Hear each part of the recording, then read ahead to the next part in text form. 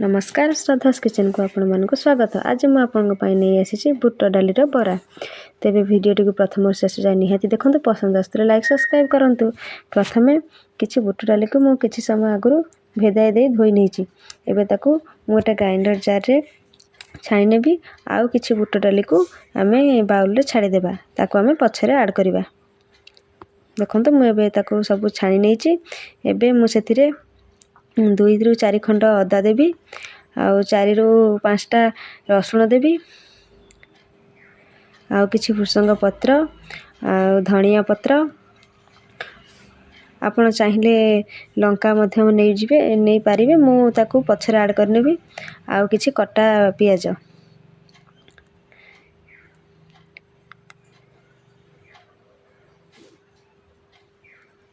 आउ एबे मु सेथिरे जीरा को मध्य ऐड कर देबी।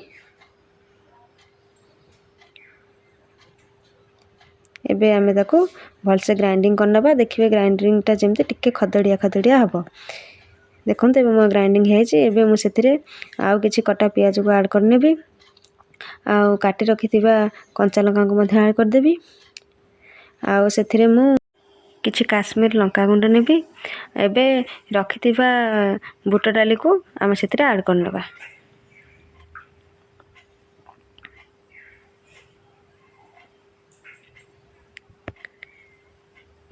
एबे आम सेथिरे स्वाद अनुसार लुण दबा।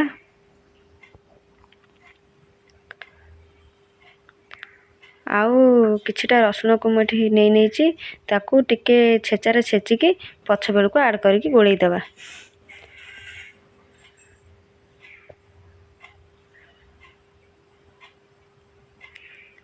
एबे आमे भलसे ताकू टिके गोळेई नबा, जेमती मसलाटा लुणटा ता संगे सब टिके भल भाव में मिसी जीवो। देखते एबे आमे भलसे आपको गोळेई नहीं। एबे गोटे कड़ाई रे आमे तेल गरम करि नेबा। देखंतु एबे आमे तेल रे एमती साइज रे गोटा गोटा करके बरा को ऐड कर देबा। आपण चाहिए बरार साइज छोट मध्य करि परिबे। देखंतु एमती हल्का भाव रे टिके बरा को उल्टै नबा। एबे मोर बराटी गोटे साइड हे आछि। देखंतु एबे प्राय मोर बराटी भल कलर हे आसलानी। आ बराटी मोर बहुत भल भाव रे हे जाइछि। एबे हम ताको प्लेट को बाहर करनेबा। एबे रेडी हे गला हमर बुट डालीर बरा। एटा खाइबा को मध्य बहुत बड़ा लागिबो। एटा देखिबा को जेमते खाइबा को मध्य सेमते टेस्ट लागिबो। आपण घर निहाती बनै खांतु।